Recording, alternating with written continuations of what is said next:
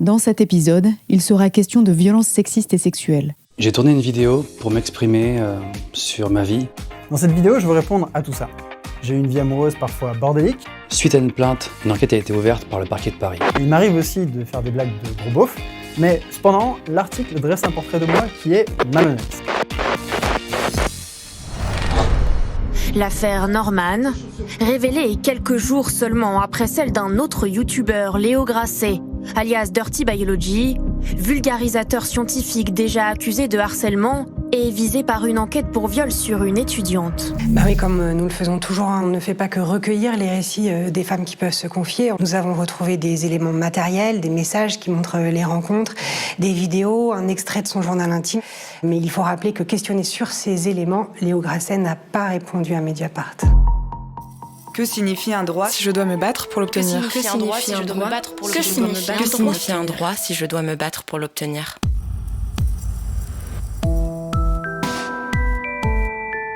Jugeons la justice !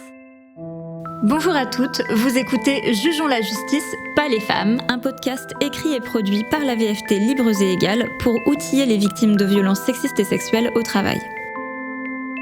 Épisode 5, il n'y a pas de preuves. Vraiment ? J'ai une collègue qui a été agressée, elle va faire un signalement. Ah oui ? Bon courage à elle, ça va être dur à prouver. C'est sa parole contre celle de l'agresseur. Ah, c'est parole contre parole. C'est ce que croient beaucoup de gens, mais cet adage est faux, et il n'a qu'un intérêt, celui des agresseurs confortés dans leur sentiment d'impunité. Contrairement aux idées reçues, il existe de nombreux éléments de preuve que les victimes peuvent rassembler. On appelle ça le faisceau d'indices, et c'est de cela dont il sera question dans cet épisode. Alors que ce soit dans le cadre d'une enquête disciplinaire, d'une procédure prud'homale ou administrative, ou encore d'une procédure pénale, comment trouver ces éléments de preuve pour constituer son dossier ? D'abord, le récit de la victime est un élément central. La victime peut mettre son récit par écrit d'une façon la plus chronologique, détaillée et circonstanciée possible. Ensuite, on va partir de ce récit pour recueillir d'autres éléments. C'est ce qu'a fait Aïssa Zamb. Elle est auxiliaire de vie quand elle est agressée par un patient dont elle s'occupe. À l'époque, j'étais auxiliaire de vie. Je travaillais pour une entreprise privée. J'intervenais dans le cadre de la préparation d'un repas et d'une surveillance d'un patient diabétique. Et on discutait tout banalement, comme je discute avec tous les patients à domicile. Et monsieur me met la main aux fesses. C'est pas une tape aux fesses. Il est allé chercher plus loin. C'était violent. Voilà, j'étais déboussolée. Je me rappelle du geste que j'avais encore ma cuillère. Je remuais les haricots verts et le steak haché. Et tout d'un coup, je savais plus quoi faire. Je me suis juste vue retourner, lui dire que, vous savez, je suis pas là pour ça. Mais je réalisais pas tout de suite. Donc, je suis pas partie. Après, j'ai préparé, il est allé manger. Puis moi, je suis retournée au salon. Et ça, après recul, je m'en suis voulu énormément. Tout de suite derrière, je suis sortie. Et j'ai verbalisé ça sur le cahier de transmission qu'on doit marquer tous les soins quotidiens. Et j'ai appelé tout de suite la direction. J'ai été traitée de tous les noms. Je suis restée en sanglots devant son parquet. J'attendais juste un soutien de la direction. Les éléments, au fait, se sont révélés au fur et à mesure, mais l'élément principal a été cette notification dans le cahier. Donc, les éléments en plus du cahier ont été les captures d'écran des appels de ma direction d'abord, les SMS échangés par la suite qui ont été juste extraordinaires, mais sans trop le savoir à l'époque que ça allait me servir. Les captures d'écran de l'appel avec ma collègue alors que j'étais même chez une autre patiente que je ne devais pas téléphoner pour montrer mon désarroi qui a fait que j'ai vite fait le soin et j'ai appelé au secours. Au fait, ça a été un appel au secours à cette collègue. Tout ça, au fait, c'est des choses que j'ai faites instinctivement après, mais qui ont été récoltées, qui ont été mis face à ce monsieur-là. Et j'ai eu une enquêtrice à la sécurité sociale qui était extraordinaire parce que c'est elle qui m'a demandé au fur et à mesure des éléments du dossier. Donc, le monsieur a été convoqué, a été mis en fait de toutes ces données-là. Il a avoué. Donc, ça a été un dossier que moi, j'ai pu ramener par la suite à la police. C'est suite à ça qu'ils ont reconvoqué l'agresseur qui s'est mis à avouer pour la 2e fois dans les locaux de la police. Aïssa Zamb a donc recueilli plusieurs éléments. Les notes du cahier de suivi, les captures d'écran, l'attestation de son psychologue. Mais on peut aussi aller chercher des éléments médicaux tels que des ordonnances, des certificats médicaux, le dossier médical de la médecine du travail. Tous ces éléments en disent long sur les conséquences qu'ont ces violences sur l'état de santé de la victime. Les SMS ou les mails échangés avec des proches peuvent également servir d'éléments de preuve. C'est là qu'on peut se confier ou simplement évoquer les violences ou leurs conséquences. Bien sûr, si des SMS ont été reçus ou échangés avec l'agresseur, ils ont toute leur importance.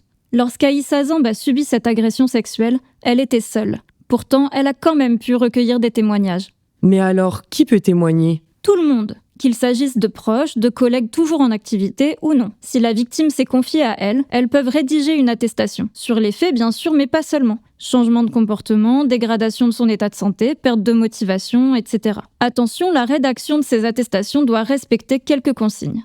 Pour en savoir plus, n'hésitez pas à vous rendre sur le site de la VFT et à écouter l'épisode 9 de ce podcast consacré aux témoins. S'il y a eu d'autres victimes du même agresseur, elles peuvent également apporter leur témoignage. Peu importe la période à laquelle elles ont subi les faits, cela mettra en lumière les stratégies de l'agresseur, l'aspect répétitif des propos ou actes et appuiera le récit de la victime.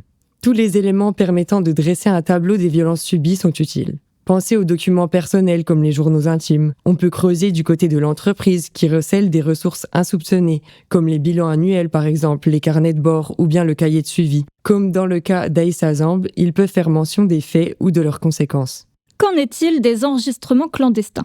Ils sont tout à fait utilisables. Une victime de violences sexuelles peut enregistrer l'agresseur lors des faits ou bien lors d'avus des faits, et s'en servir dans n'importe quel type de procédure. En revanche, mieux vaut être conseillé quant à l'utilisation de ces enregistrements. Il ne faut pas hésiter à contacter la VFT. Une fois les éléments rassemblés, on a constitué notre faisceau d'indices. Dans le cadre d'une procédure, il va être analysé selon une approche dite globalisante. On regarde les pièces dans leur ensemble pour dégager un tableau général de la situation. À la VFT, on constate que le problème que les femmes rencontrent dans leur procédure, ce n'est pas qu'elles manquent d'éléments de preuve. Le problème, c'est la mauvaise lecture de ces éléments, qui peuvent être analysés selon des stéréotypes sexistes et qui débouchent à des interprétations biaisées.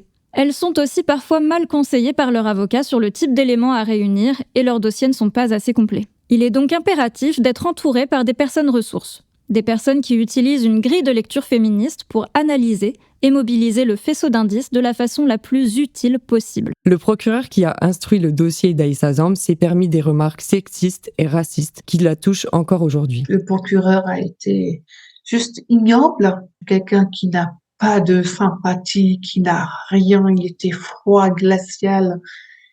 Il me demande un dossier d'indemnisation et en même temps, il me dit n'espérez pas vous enrichir, il a rien. Cette affaire a duré 1 an. 1 an où je suis pas allée travailler. Je demandais juste les pertes de salaire, c'est tout.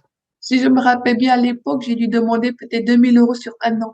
Aïssa Zamb est aujourd'hui toujours impactée par cette agression et continue d'adapter des stratégies d'évitement. Après avoir travaillé en tant qu'aide-soignante dans un établissement dans lequel elle a subi du harcèlement raciste, aujourd'hui elle parvient, même si ce n'est pas toujours simple, à travailler selon ses propres termes. Je n'arrive pas à aller à domicile, soit avec une auxiliaire, soit avec un aide-soignant parce que c'est des soins critiques et des soins très techniques.